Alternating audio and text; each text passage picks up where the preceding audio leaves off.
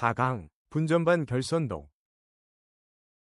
여러분 반갑습니다. 챕터 1인 도면해독의 제4강 분전반 결선도에 대해 배워보겠습니다. 제일 먼저 이 상부에 from ATS-1이라고 적혀있기 때문에 이 분전반의 전원 공급 측은 ATS-1 판넬에서 오는구나 라고 생각하시면 될 것 같고, 그 하부에 3P4W 380, 220이라고 써있는 건 이 분전반은 3상 4선식 380, 220V를 사용하는 분전반이구나 라고 이해하시면 될 것 같습니다. 그래서 그 하부에 L1, L2, L3와 이 N상까지 합쳐진 모습을 볼 수 있고요. 이 메인 차단기의 2차 측은 이 전선이나 케이블로 분기 차단기들과 연결해 주는 게 아니라 보통 이 구리로 된 동판을 이용해서 분기 차단기들과 연결해 주게 됩니다. 그래서 그 동판을 우리는 부스바라고 부를 겁니다. 이 실제 모습을 보면 이런 모습이 되는 거겠죠. 그래서 이 부스바를 통해서 이 분기 차단기들과 연결이 되어 있는 모습을 볼 수 있고, 이 충전부가 노출되어 있으면 위험하기 때문에 그 위에 아크릴로 커버를 덮고 이 회로명을 표기할 수 있는 네임플레이트까지 붙어 있는 모습을 볼 수 있습니다. 그래서 이 심벌들은 전부 다 차단기를 의미하는구나 라고 생각하시면 되는데, 이 어떤 그림은 이 W 마크가 있는 게 있고 또 없는 그림이 있습니다. 우리가 지난 시간에 배웠던 것처럼 이 ELB는 ZCT의 원리를 이용한다고 배웠었는데, 이 W 마크는 그 ZCT를 의미하게 됩니다. 그래서 이 ZCT가 없는 그 심벌은 MCCB가 되는 거고, 이 있는 심벌은 ELB가 되는 거겠죠. 그리고 그 옆에 칸에 여러 가지 숫자들이 써 있는 걸 볼 수가 있는데, 우리가 차단기에 대해서 한번 본격적으로 배워보고 가겠습니다. 우리가 지난 시간에 배웠던 이 정격 감도 전류 말고도 차단기에는 여러 가지 알아야 될 정보들이 많이 적혀 있습니다. 제일 먼저 배워볼 건 이 암페어 프레임은 이 차단기의 물리적 허용 전류를 의미하게 됩니다. 그래서 이 해당 차단기는 30A 프레임이라고 적혀 있기 때문에 이 차단기는 30A까지 물리적으로 버틸 수가 있구나 라는 걸 의미하게 되고요. 다음에 AT라고 적혀 있는 건 암페어 트립, 이 차단기의 동적 전류값을 의미하게 됩니다. 그래서 이 해당 차단기는 이 20A라고 적혀 있기 때문에 보통의 누전 차단기는 순시 트립이 되기 때문에 이 20A가 넘어가게 되면 이 차단기가 떨어지게 된다라는 의미가 되고요. 다음에 이 밑에 적혀 있는 킬로암페어는 이 차단기가 단락 전류를 얼마나 버틸 수 있나를 의미하게 되는데, 우리가 사용하는 전기는 그 어떠한 형태의 저항을 거쳐서 열 에너지, 빛 에너지, 운동 에너지로 이 전환이 돼서 사용하게 되는데, 이 단락 상태가 되면 그 회로에 어떤 저항체가 없기 때문에 이 전류가 폭주하는 상태가 됩니다. 이 많게는 이 전류가 줄의 법칙 때문에 이 수천 배까지 순간적으로 흐를 수 있기 때문에 이 차단기가 단락 상태가 됐을 때 몇 암페어까지 버틸 수 있냐를 의미하게 됩니다. 그래서 이 킬로암페어를 우리는 카라고 읽을 건데, 이 해당 차단기 같은 경우에는 2.5카라고 되어 있기 때문에 2500A까지 단락 전류를 버틴다라고 보시면 되겠죠. 그래서 이 차단기에 적혀 있는 내용들을 다시 정리해보면, 이 차단기는 이 30A까지 프레임이 버틸 수 있고, 20A가 초과되면 순시 트립으로 이 차단기가 트립이 되는구나.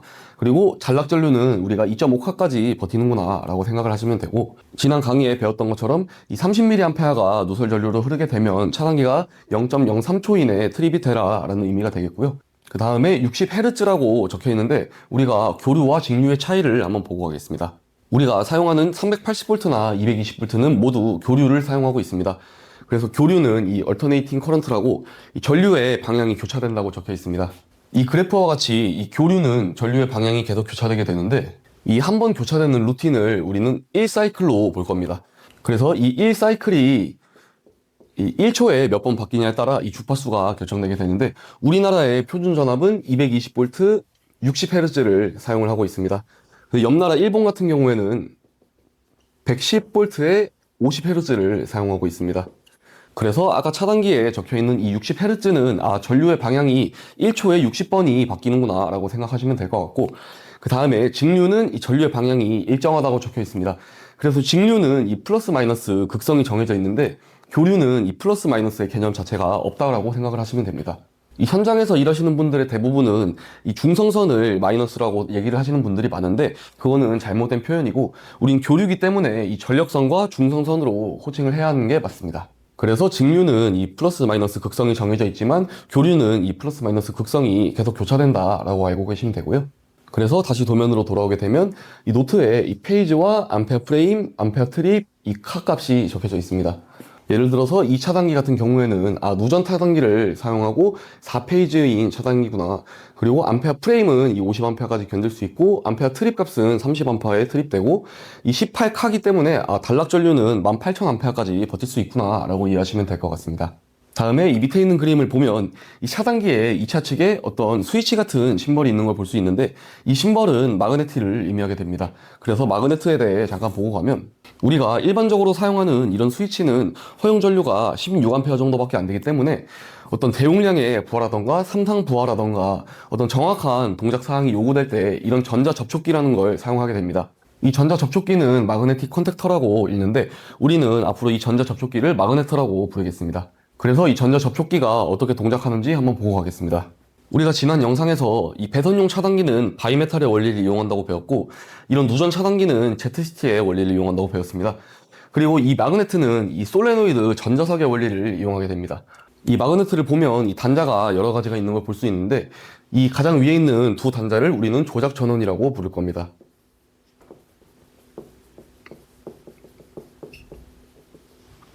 그리고 하부에 있는 이 6개의 단자를 우리는 주회로라고 부를 겁니다. 이 상부가 전원 측이 되고 이 하부가 부하 측이 되는 거겠죠. 그리고 이 옆에 있는 단자들은 보조 접점인데 이 마그네트 같은 경우에는 이 보조 접점이나 이 조작 전원 등을 이용해서 이 회로를 별도로 꾸려서 이 모터의 정회전, 역회전이라던가 뭐 Y델타 기동 같은 걸 꾸려줄 수 있습니다.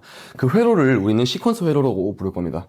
이 전기 기능사 자격증을 취득하고 싶으신 분들은 이 시퀀스 회로를 실제로 만드는 게 실기 시험이기 때문에 이 마그네트를 잘 이해하고 가셔야 됩니다. 이 시퀀스 회로는 우리가 다음 강의에 자세하게 배워볼 거고 오늘은 개념만 잡고 가겠습니다. 그래서 이 마그네트는 이 조작 전원에 220V를 인가해주게 되면 이 솔레노이드 전자석이 붙으면서 이 1차 측에 있는 전기가 2차 측으로도 넘어가게 됩니다. 실제로 우리가 마그네트를 동작시켜 볼 건데 이 조작 전원의 두 단자에 220V를 인가하게 되면 이 전자석이 붙는 걸 볼 수 있습니다. 이 반대로 이 조작 전원에 220V를 다시 끊어주게 되면 이 전자석이 다시 떨어지는 걸 볼 수 있습니다. 이 벨 테스터를 통해서 실제로 이 전원 측과 부하 측이 연결되는지 보고 가겠습니다. 먼저 조작 전원이 인가되지 않았을 때는 이 1차 측과 2차 측이 붙어있지 않는 걸 볼 수 있습니다. 반대로 이 조작 전원을 인가시켜서 이 전자석이 붙었을 때는 이 전원 측과 부하 측이 이렇게 붙는 걸 볼 수 있습니다. 그래서 이 마그네트는 이 조작 전원부에 220V를 어떻게 인가시키냐에 따라 이 전자석이 붙었다 떨어졌다를 하면서 이 전원 측과 부하 측을 연결을 해주는 그런 장비다라고 보시면 됩니다.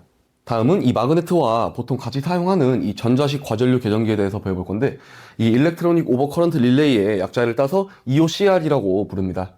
우리가 전 강의에 배웠던 것처럼 어떤 모터 같은 부하의 경우에는 이 기동 전류가 순간적으로 크기 때문에 어떤 MCCB의 열동 트립 값이나 순시 트립 값을 설정하기가 난감하겠죠. 그럴 때 이런 EOCR이라는 장비를 사용하게 됩니다. 그래서 우리가 이 EOCR에 관련된 이 세 가지를 한번 배워보고 갈 건데 이 첫 번째는 이 딜레이 타임이라고 해서 이 기동 전류를 지연시켜주는 시간을 의미하게 됩니다.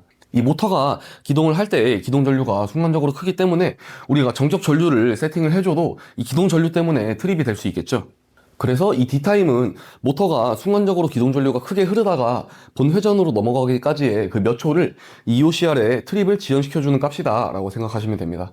예를 들어서 내가 가지고 있는 모터가 이 Y델타 기동을 하는 모터인데 이 Y 기동을 하다가 이 델타 기동으로 넘어가기까지의 시간이 뭐 5초 정도 걸리는 모터다 라고 하면 이 D타임을 뭐 6초나 7초 정도로 설정해 줘야 되겠죠. 이 반대로 D타임을 이 모터의 기동 시간보다 짧게 설정을 해놓게 되면 이 EOCR이 이 과전류로 인식을 하고 이 트립이 될 수 있겠죠. 이 다음으로 배워볼 건 오퍼레이팅 타임인데 이 모터가 이 딜레이 타임을 지나고 정상적으로 운전을 하고 있다가 어떤 이상이 생겨서 모터에 과부하가 걸렸을 때 이 몇 초 있다가 이 트립을 시킬 거냐를 설정하는 노브입니다. 예를 들어서 이 해당 그림과 같이 이 5초에 이 오타임이 설정되어 있다고 봤을 때 이 모터에 과부하가 5초 정도 걸리면 이 EOCR이 트립됩니다 라는 의미를 가지게 되고요. 이 마지막으로 이 레이팅 커런트는 이 모터의 전격 전류를 세팅해주는 값이다 라고 생각하시면 됩니다. 그래서 이 전체적으로 내용을 다시 한번 정리해보면 모터가 처음에 큰 기동 전류가 흘렀다가 이 본 회전으로 넘어가기까지의 그 시간 동안 이 D타임이 관여를 하는 거고 이 모터가 D타임을 지난 후에 정상적으로 이제 운전이 되고 있을 때 이 RC 값을 세팅해 놓은 대로 감시를 하고 있겠죠. 이 RC 값을 세팅해 놓은 대로 모터가 감시를 받고 있다가 모터에 어떤 문제가 생겨서 과부하가 흘렀을 때 이 오타임을 설정해 놓은 초후에 이 EOCR이 트립된다라는 개념입니다. 대부분의 이 모터의 부하 같은 경우에는 이 마그네트와 EOCR을 거의 같이 쓰게 됩니다. 그래서 이 전자 접촉기와 이 전자식 과전류 계전기를 합한 걸 우리는 전자 계폐기라고 부를 겁니다. 그래서 다시 도면으로 돌아오게 되면 이 회로 같은 경우에는 이 마그네트 심벌이 있고 그 위에 작게 온오프 PB 스위치라고 적혀 있는 걸 볼 수 있는데 이 PB는 이 푸시 버튼을 의미하게 됩니다. 그래서 이 해당 회로 같은 경우에는 이 마그네트의 시퀀스 회로에 이 푸시 버튼 스위치를 연동을 시켜서 이 스위치로 이 마그네트를 조작하겠다라는 의미가 되는 거겠죠. 이 마찬가지로 이 바로 아래에 있는 회로도 이 마그네트가 걸려 있고 여기에는 T 연동이라고 적혀 있는 걸 볼 수 있는데 여기서 T가 의미하는 건 타이머를 의미하게 됩니다. 그래서 이 위에 있는 회로 같은 경우에는 이 푸시 버튼 스위치를 이용해서 제어를 할 거고 이 아래 회로 같은 경우에는 타이머를 이용해서 제어를 하겠습니다 라는 의미가 되겠죠. 이렇게 해서 4강인 분전방 결선도에 대해 알아봤습니다. 이 설명이 더 필요하신 부분이나 궁금하신 내용이 있으신 분들께서는 댓글로 문의해 주시면 제가 답변해 드리도록 하겠습니다. 이 오늘 배운 이 마그네트나 EOCR 같은 경우에는 이 나중에 전기 기능사 시험을 응시를 하시게 되면 이 실기 시험에서 실제로 이 시퀀스 회로를 만드는 게 시험이고 현장에서도 이 시퀀스를 사용하는 경우가 종종 있기 때문에 이 배워놓으시면 꼭 나중에 큰 도움이 될 거라고 믿습니다.